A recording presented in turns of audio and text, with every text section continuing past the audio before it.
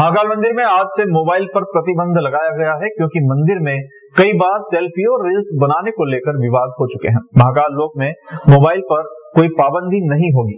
महाकाल मंदिर में 3 प्रवेश द्वार, मानसरोवर भवन, प्रशासनिक कार्यालय के सामने और गेट नंबर 4 पर क्लॉक रूम बनाए गए हैं, जिसमें मोबाइल रखने के बाद ही श्रद्धालुओं को प्रवेश मिलेगा। मोबाइल रखने की व्यवस्था भी हाईटेक होगी। श्रद्धालुओं के लिए बारकोड जारी होगा, जिसने मोबाइल रखा है उसी को मोबाइल वापस किया जाएगा। मोबाइल रखने पहुंचने पर उसका फोटो भी लिया जाएगा। मोबाइल जमा करने वाले और लेने वालों की लाइन अलग अलग होगी, ताकि भीड़ नहीं लगे। महाकाल मंदिर के लॉकर में लगभग 15,000 से ज्यादा मोबाइल रखे जा सकेंगे। मंदिर के सहायक प्रशासनिक अधिकारी मूलचंद जुनवाल ने बताया कि पहले दिन कुछ लोगों पर आदेश का उल्लंघन करने पर जुर्माने की कार्यवाही की गई है।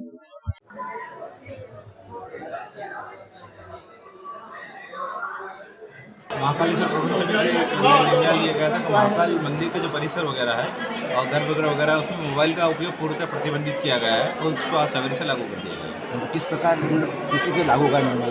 उसमें सभी हमारे मंदिर के जो द्वार है उस पर हमने कंप्यूटरीकृत लाकर रखे गए हैं और उस पर बारकोड इसके होता है और उसी हिसाब से लाकर रखे जाते हैं। किस किस को लागू हुआ सर? सभी यात्रियों के लिए, सभी कर्मचारी, पंडित पुजारी सभी को लागू। कोई भी मंदिर में उसका मोबाइल का वीडियोग्राफी के लिए उपयोग नहीं करता।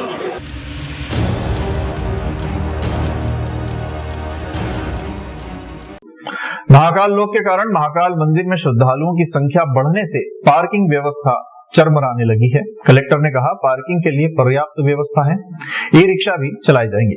उज्जैन के महाकाल मंदिर को भी श्री महाकाल लोक की सौगात मिलने के बाद से श्रद्धालुओं की संख्या में 4 गुना अधिक इजाफा हो गया है।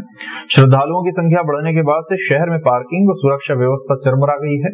बड़ी बात तो यह है कि पुलिस की तरफ से जिला प्रशासन व स्मार्ट सिटी को पत्र लिखकर पार्किंग स्थल बढ़ाने की मांग की गई है।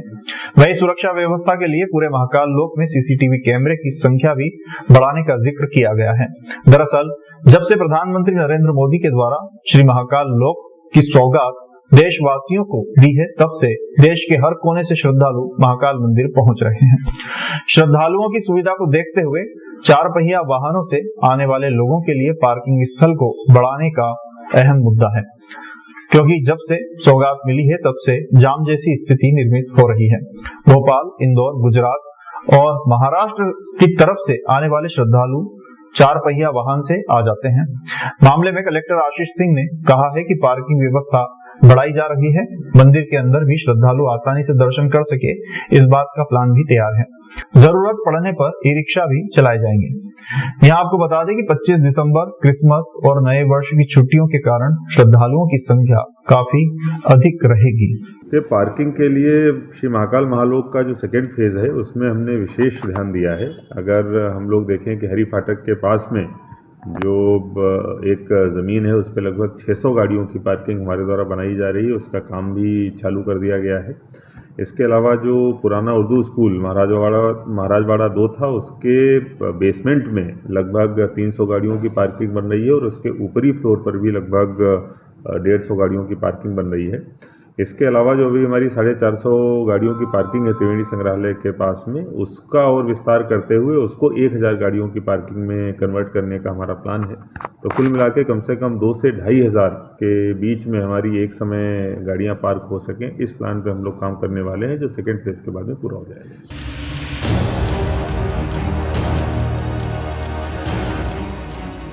शहर में अपराध रुकने का नाम नहीं ले रहे हैं। बदमाशों को सबक सिखाने के लिए पुलिस प्रशासन द्वारा नगर निगम की मदद से इन बदमाशों के अवैध निर्माण को ध्वस्त किया जा रहा है।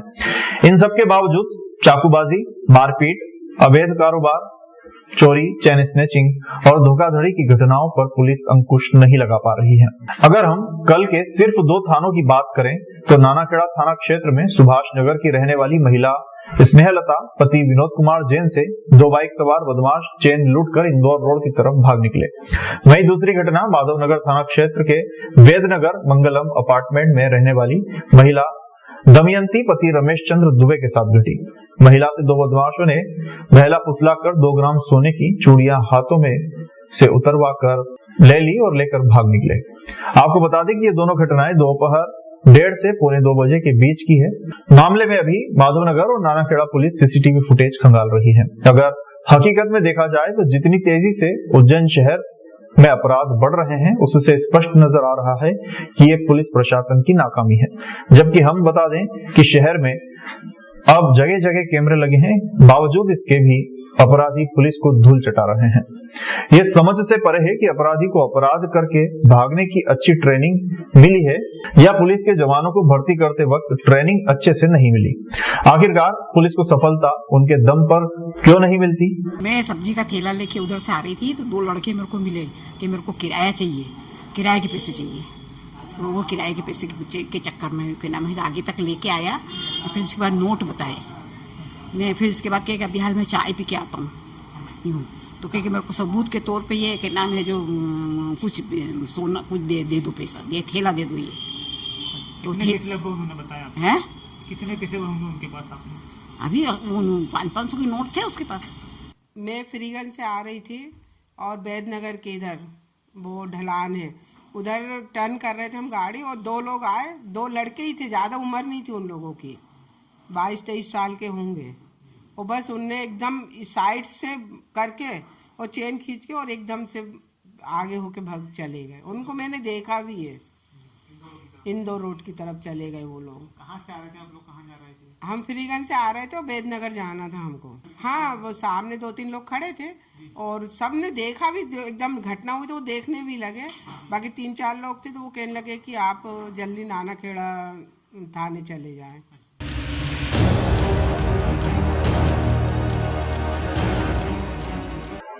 मोक्षदायिनी शिप्रा के तट पर स्थित हजरत मौलाना मुगीसुद्दीन मौज चिश्ती रहमतुल्लाह अलैह मजार पर विगत दिनों गुंबद का निर्माण किया जा रहा था, जिसका हिंदुवादी संगठनों व संतों ने विरोध किया और अवैध रूप से किए जा रहे निर्माण कार्य को रोकने की मांग करते हुए प्रदर्शन किया। हिंदुवादी संगठनों का आरोप था कि धीरे धीरे इस मजार को मस्जिद का रूप दिया जा रहा है, जबकि दरगाह कमेटी के अध्यक्ष सैयद शहजादा भैयू भाई ने अवंतिका न्यूज के पत्रकार मनोज भटनागर को चर्चा में बताया कि 8 महीने से दरगाह परिसर में कोई नया निर्माण नहीं हुआ है। 8 माह पहले उर्स के दौरान दरगाह की जरूर रंगाई पुताई कराई थी। हम आपको बता दें कि दैनिक अवंतिका न्यूज द्वारा मजार के सोमवार को वीडियो फुटेज लिए गए थे। इससे तो साफ नजर आ रहा है कि हजरत मौलाना मुगीसुद्दीन मौज चिश्ती रहमतुल्लाह अलैह मजार पर निर्माण कार्य किया जा रहा था, क्योंकि ताजा निर्माण कार्य और प्लास्टर साफ नजर आ रहा है। बता दें कि हिंदू संगठनों का इस बात का विरोध था कि दरगाह कमेटी ने नगर निगम से गुंबद के मरम्मत कार्य की परमिशन नहीं ली थी और रात के अंधेरे में चोरी छिपे निर्माण कार्य किया जा रहा था। और इसी बात का हिंदुवादी संगठनों और संतों ने विरोध करते हुए कलेक्टर आशीष सिंह को मुख्यमंत्री के नाम ज्ञापन सौंपा था कि मजार पर गुंबद बनाकर मस्जिद का रूप दिया जा रहा है और बगैर निगम से नक्शा पास कराए मरम्मत कार्य किया जा रहा है। स्वस्तिक पीठाधीश्वर महंत परमहंस डॉक्टर अवधेशपुरी महाराज ने भी मुख्यमंत्री शिवराज सिंह चौहान के उज्जैन आगमन के दौरान रामघाट स्थित दरगाह पर हो रहे इस अवैध निर्माण को हटाए जाने की मांग को लेकर एक ज्ञापन सौंपा था। निर्वाण पीठाधीश्वर आचार्य महामंडलेश्वर राजगुरु बीकानेर स्वामी विश्वात्मानंद भारतीय ने कहा था कि मोक्षदायिनी शिप्रा नदी के तट पर सिंहस्थ महाकुंभ का आयोजन होता है और हजारों साधु संत शिप्रा में स्नान करने आते हैं। ऐसे में शिप्रा किनारे किसी भी धर्म के लोग अवैध निर्माण नहीं कर सकते। वैसे ये काम मुख्य रूप से प्रशासन और सरकार का है। सिंहस्थ क्षेत्र में किसी भी प्रकार का अवैध निर्माण ना हो जिससे लोगों की धार्मिक भावनाओं को आहत पहुंचे। गुम्बद एक्चुअल में क्या है, यहाँ पत्रे का हुआ करता था, तो वो जो है बहुत जर्जर हालत में हो गया था, तो इसलिए जो है वो गुम्बद की बिखर गया था, तो इसलिए वापस से उसको बनाया गया। और वो आज का नहीं है, काफ़ी टाइम से बना हुआ है। तो अभी हमने जो है उर्स आए थे, अभी हमने 669वां उर्स सरकार का मनाया, उसमें हमने वुडन स्ट्रक्चर ज़रूर बांधा था, वो भी पुताई के लिए और रिपेयरिंग के लिए बांधा था। तो वो जैसी जो है बात हमारे पास आई तो हमने वो वुडन स्ट्रक्चर हटा दिया। वही आपत्ति थी, वही उसको हमने जो है ख़त्म कर दिया। अब उसके अलावा कोई आपत्ति अगर किसी को है तो मुझे तो नहीं मालूम, क्या जानकारी में नहीं मेरी। प्रशासन की तरफ से भी कुछ लोग आए थे और संत वगैरह भी तो कुछ देखने आए थे। संत हमारे जो है सम्मानी सारे लोग हैं, संतों से हमें कोई शिकायत नहीं। अगर उनका कोई एतराज़, जैसे उन्होंने कहा था कि साहब हमने बोर्ड हमारा जो है यहाँ चंदे के ताल्लुक से लगा था, उस पर कोई शेर लिखा था। तो हमने उसी दिन जो है अवधेशपुरी महाराज जी से, उन्होंने एक बाइट में हमसे निवेदन किया था, तो हमने उसको हुक्म मान के और वो बोर्ड को हमने उसी वक्त हटा दिया था। कुछ हिंदूवादी संगठन भी विरोध कर रहे, कह रहे कि ये अभी नई दरगाह बना रहे, क्या है? नहीं, ऐसा तो कुछ भी नहीं, आपके सामने है और आप तो बरसों से यहाँ आ रहे हैं और यहाँ जो है बच्चा बच्चा उज्जैन का जानता पहचानता है। और अभी हमने कह तो रहा हूँ मैं, कहा मैंने अभी 669वां उर्स मनाया। तो ये आस्थाना आज का नहीं है, 750 साल पुराना आस्थाना है। प्रशासन की तरफ से जो है, पुलिस प्रशासन की तरफ से 2 जवान आए थे और हमने उनको पूरी तरह से सारा जो है भ्रमण कराया और दिखाया। तो उन्होंने कहा कि नहीं साहब, नहीं चल रहा है काम, हम तो कुछ भी। तो वुडन स्ट्रक्चर उनके सामने बंधा था, मैंने कहा ये भी हटा देते हैं। तो उन्होंने कहा ये बहुत अच्छी बात है, आपकी तरफ से पहल हो रही है, आप हटा दीजिए। उज्जैन के संत महात्माओं ने हमसे चर्चा की है और उसकी जानकारी हमने ली। एक तो यहाँ मेला क्षेत्र है, छिपरा का तट है, हजारों साधु संत कुंभ मेले में यहाँ पर स्नान करते हैं। इसलिए इस विषय में हमारा यह विचार है कि प्रशासन को सजग और शक्ति के साथ निर्णय लेना चाहिए, कार्रवाई करनी चाहिए कि छिपरा के तट पर, जहाँ पर कि यह हिंदू मेला है और विशेष करके संतों का मेला है, अखाड़ा परिषद का मेला है, ऐसे स्थान पर किसी को कब्जा नहीं करना देना चाहिए। ये उत्तरदायित्व, ये कर्तव्य सरकार का है। सरकार को ऐसा करना चाहिए, निर्णय लेना चाहिए। जो लोग छिपरा के प्रति आस्था नहीं रखते हैं, वहाँ पान खा के थूकते हैं, जूतों को लेके इधर उधर घूमते हैं और देवताओं के सामने कचरा करते हैं, तो ये बात तो उज्जैन प्रशासन और मध्य प्रदेश प्रशासन के कर्तव्य के अंतर्गत बात आती है। हमारे संतों ने भी देखा। हम अपील करते हैं कि इस प्रकार के अतिक्रमण को हटा दिया जाए, इस प्रकार के अतिक्रमण को करने न दिया जाए और किसी प्रकार का बहुत बड़ा विवाद खड़ा हो, सामाजिक विषमता खड़ी हो, इस बात का प्रशासन को ठीक से ध्यान दे करके सत्य के पक्ष में शासन प्रशासन का उपयोग करना चाहिए।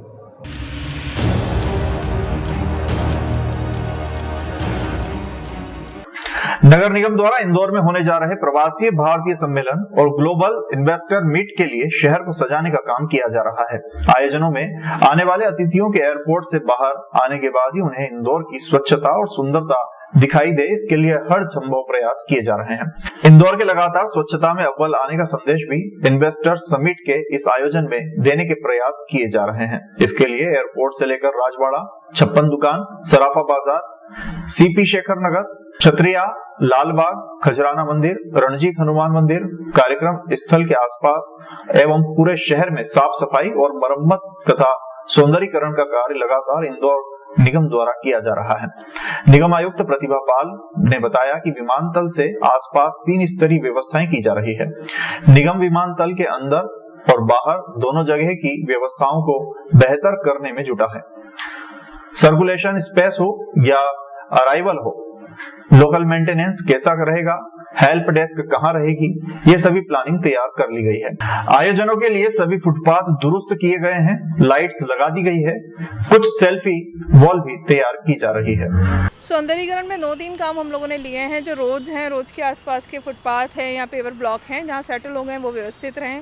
रोड्स पे प्रॉपर मार्किंग रहे, मीडियन मार्किंग रहे। जो आर्ट वर्क है उसकी थीम में विभिन्न थीम्स को लिया गया है, जिसमें इंदौर का, मालवा का, मध्य प्रदेश का और देश का कल्चर दर्शाया जाने का प्रयास किया गया है। साथ ही प्रवासी भारतीयों को ध्यान में रखते हुए भी कई सारे ऐसे आर्ट वर्क लिए गए हैं जो मॉडर्न टाइप के हैं, ब्राइट कलर्स के हैं, जो शहर को अलग लुक दे रहे हैं, उनको हम लोगों ने थीम में इस बार शामिल किया है।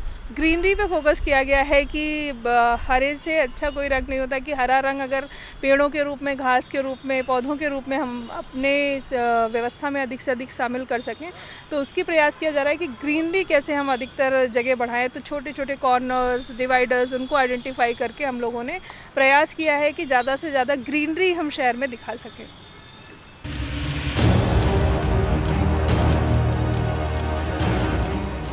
इंदौर नगर पालिका निगम ने सड़क घेर कर व्यापार करने वालों के खिलाफ अभियान चलाया है। नगर निगम ने पिछले दिनों रणजीत हनुमान मंदिर और अन्नपूर्णा मंदिर मार्ग पर से फुटपाथ फ्री करवाए थे। इसके बाद निगम ने लोहारपट्टी क्षेत्र में भी बड़े स्तर पर कार्यवाही की इसी श्रृंखला में आगे बढ़ते हुए निगम ने सोमवार को सपना संगीता मार्ग से अवैध कब्जे हटाए। निगम ने यहां से बड़ी मात्रा में सामान भी जब्त किया।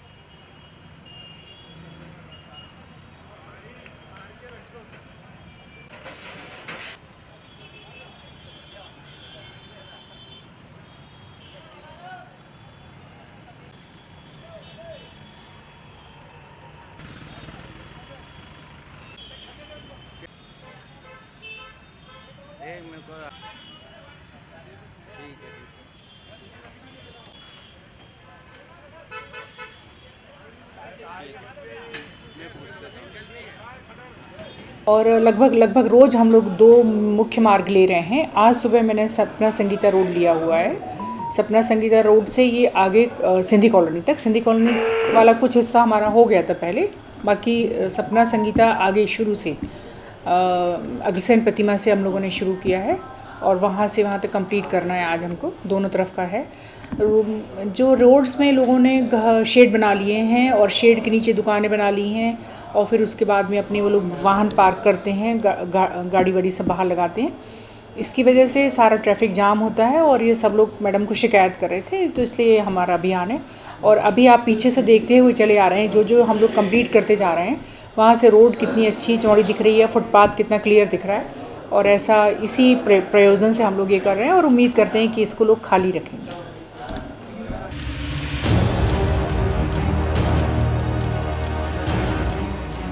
इंदौर के खजराना गणेश मंदिर के प्रति अनेक श्रद्धालुओं की आस्था है। मंदिर में होने वाले अलग अलग आयोजनों में हर साल लाखों की संख्या में श्रद्धालु यहाँ जुटते हैं, जबकि तिल चतुर्थी के मौके पर मेले का भी आयोजन किया जाता है। इस वर्ष 10, 11 एवं 12 जनवरी को तिल चतुर्थी महोत्सव मनाया जाएगा, जिसको लेकर मंदिर में तैयारियां भी जारी है। 3 दिवसीय महोत्सव के दौरान खजराना गणेश का सोने, चांदी और हीरे के आभूषणों से श्रृंगार किया जाएगा, जबकि प्रतिदिन विशेष धार्मिक अनुष्ठान भी आयोजित किए जाएंगे। तिल चतुर्थी मेले के साथ ही नए साल के अवसर पर लाखों की संख्या में श्रद्धालु खजराना गणेश मंदिर पहुंचेंगे, जिसको लेकर सुरक्षा संबंधी व्यवस्थाओं को भी बढ़ाया जा रहा है। हर साल जो फंक्शन होते हैं, तो तिल चतुर्थी है, ये 10 जनवरी की आ रही है, तो 10, 11, 12 3 दिवसीय मेला रहेगा। इसमें भगवान जी को मोतियों को सजाया जाएगा, सोने के आभूषण चढ़ाए जाएंगे भगवान जी को, फुल बंगला बनेगा और 1.25 लाख लड्डुओं का भोग लगेगा। और 10 बजे सुबह 10 तारीख को सुबह 8-9 बजे करीब झंडा पूजा होके अध्यक्ष महोदय कलेक्टर साहब द्वारा पूजन होगी और मेले का शुभारंभ होगा। अभी तैयारी बहुत चल रही है भगवान के दरबार में, कारण क्या 2-3 साल से अपन उत्सव नहीं मना रहे थे कोविड के कारण, तो इस साल बहुत भक्तों में उत्साह है और यहाँ पे कम से कम 4-5 लाख पब्लिक आने की संभावना है। अभी नए साल की भी तैयारी चल रही है। 1 तारीख को यहाँ पे कम से कम 6 लाख पब्लिक आने की संभावना है। इसका विश्व रिकॉर्ड है। पिछले साल 3-4 साल पहले 9 लाख लोग आए थे, तो अभी भी संख्या बढ़ने की संभावना है। और यहाँ पे प्रशासन ने सारी व्यवस्था करी है, स्टेपिंग की व्यवस्था है, दर्शन करने के लिए भक्तों को किसी भी कोई परेशानी नहीं होगी। और कैमरे लगे हुए हैं, यहाँ पे 80 कैमरे लगे, उसमें निगरानी रहेगी और हर भक्तों को अपनी मनोकामना यहाँ पे पूर्ण होती है।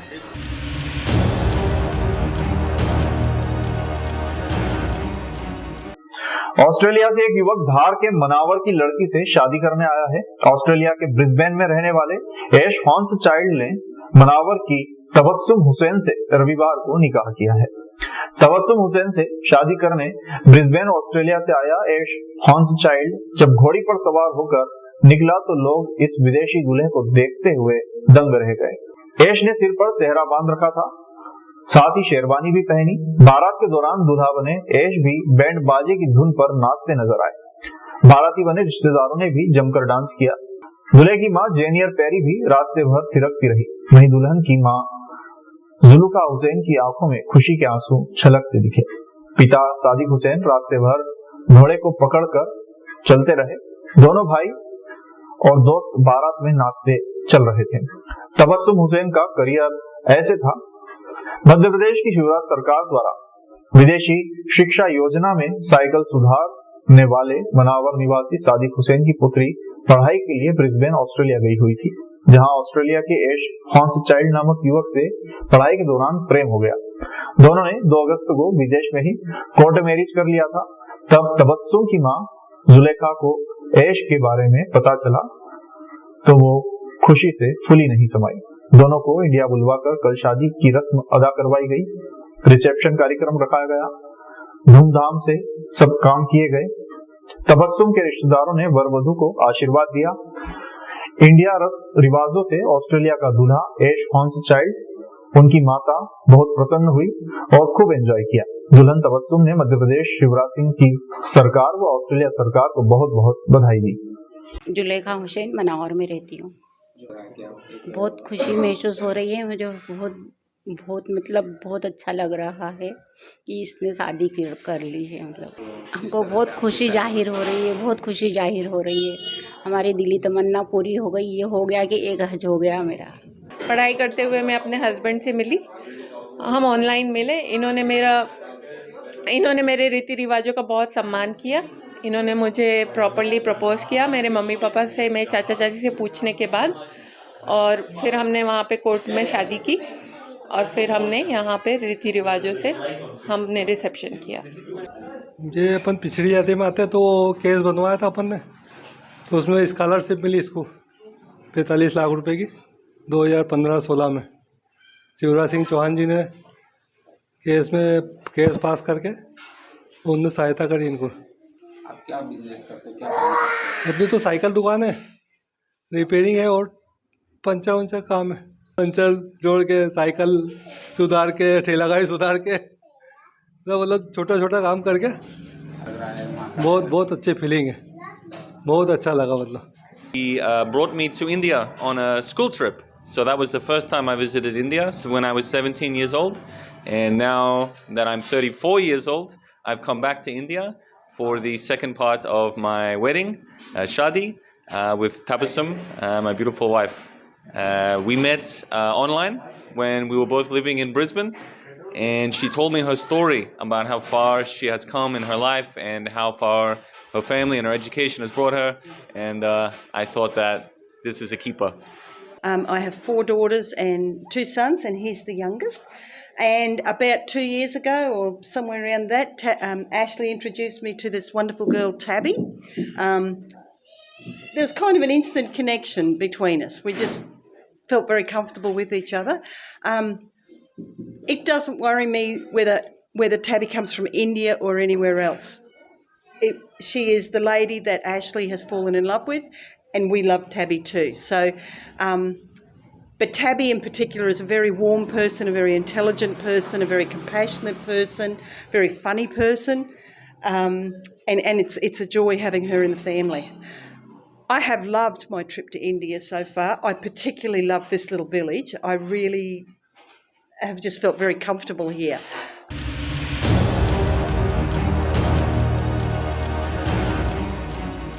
जनपद पंचायत महेश्वर जिला खरगोन में पदस्थ महेश पवार पिता मांगीलाल पवार पंचायत समन्वयक अधिकारी एवं अशोक मेहता पिता गणपति मेहता लेखापाल को लोकायुक्त पुलिस द्वारा क्रमशः 10,000 और 500 रुपए की रिश्वत किशोर कुमार पाराशर के अंतिम भुगतान करने के एवज में लेते रंगे हाथ पकड़ा गया।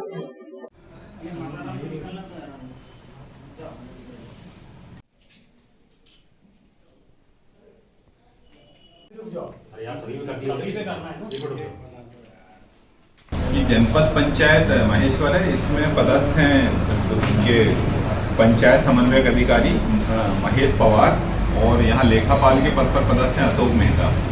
इनके द्वारा वर्ष 2016 में एक और पंचायत समन्वयक अधिकारी हैं किशोर कुमार पराशर, जो 16 में रिटायर हुए थे। इनके जीपीएफ की राशि आज दिनांक तक आहरित नहीं हुई है। उसके लिए इनसे जो है 30,000 रुपये की रिश्वत की मांग बार बार की जा रही थी, जिसकी शिकायत इनके द्वारा पुलिस अधीक्षक लोकायुक्त कार्यालय में की गई थी।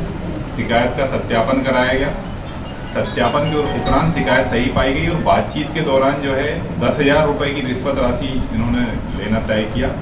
आज ट्रैप दल का गठन किया गया था और अभी जनपद पंचायत कार्यालय में वो जो इनके पंचायत समन्वयक हैं महेश पवार, इनको 10,000 रुपये की रिश्वत राशि लेते हुए और जो इनके लेखापाल हैं उनको 500 रुपए की राशि लेते हुए रंगे हाथों ट्रैप किया गया है और इनके विरुद्ध भ्रष्टाचार निवारण अधिनियम की धारा 7 के अंतर्गत हम लोग अभी कार्रवाई कर रहे हैं।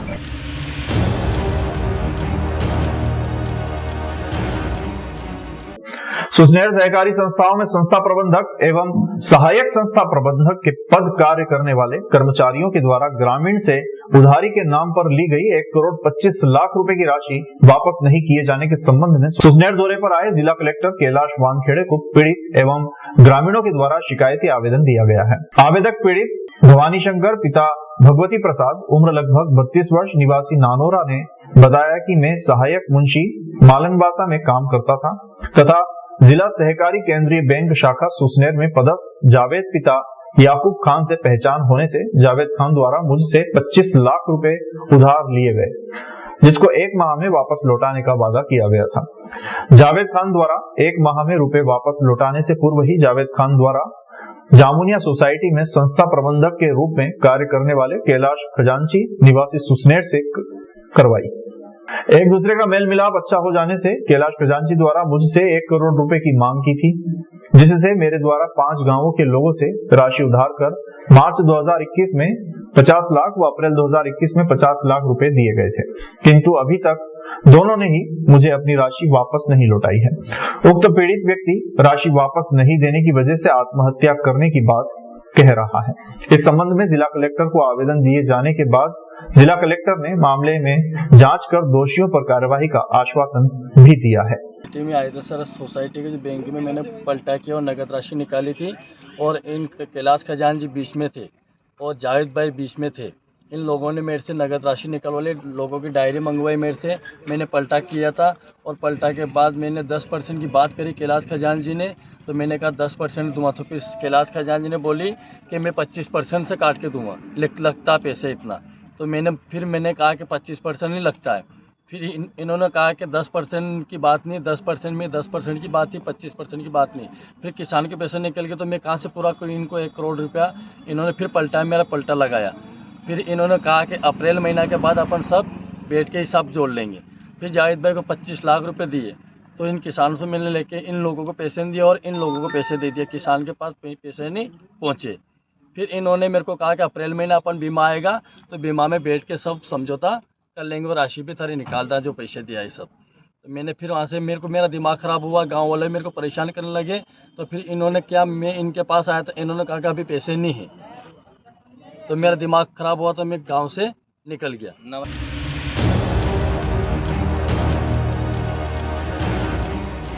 राजगढ़ जिले के ब्यावरा शहर में मारवाड़ी महिला मंडल द्वारा ब्यावरा द्वारा देह दान हेतु विशाल जागरूकता रैली निकाली गई। उक्त रैली नेताजी सुभाष चंद्र बोस शासकीय महाविद्यालय से प्रारंभ हुई, जो राजगढ़ रोड, पीपल चौराहा, पुराना बस स्टैंड होते हुए अग्रवाल धर्मशाला पहुंची।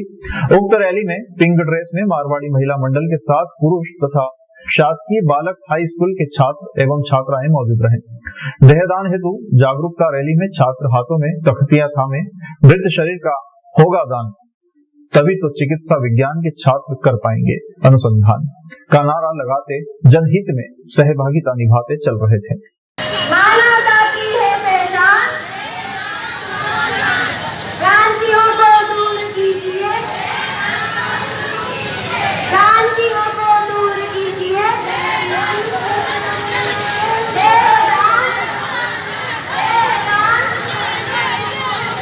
देहदान रैली का आयोजन करने का उद्देश्य ये है कि जन जागरूकता को फैलाना है, ताकि हम अपने जाने के बाद अपने मृत शरीर का दान किसी भी मेडिकल कॉलेज में दे सकें और मेडिकल कॉलेज में देने के बाद जो बच्चे नए नए डॉक्टर बन रहे हैं वो उस मृत शरीर के द्वारा अपना अनुसंधान करें।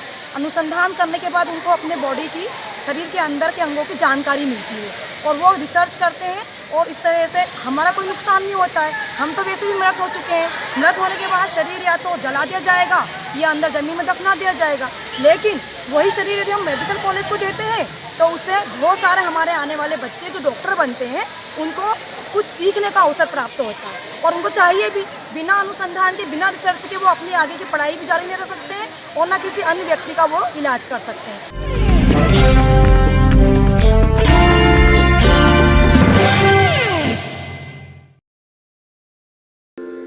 ओम शांति शांति ही।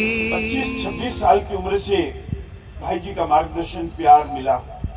आज जो ये जीवन है भाई जी के बदौलत है और बाबा विनोबा जी की बदौलत है।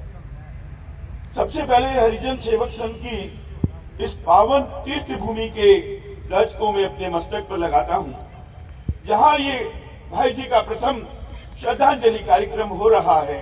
मैं धन्यवाद देता हूं परम श्रद्धेय आदरणीय मेरे भाई प्रहलाद सिंह जी पानिया को, उनकी पूरी टीम को धन्यवाद देता हूं। मुस्लिम सिख ईसाई, हिंदू मुस्लिम सिख ईसाई, जैन पारसी बौद्ध बहाई। भाई जी की आवाज हमेशा हम लोगों के लिए ऊर्जा का केंद्र रहेगी। मत कर माया को अहंकार, मत कर काया को अभिमान, कायागार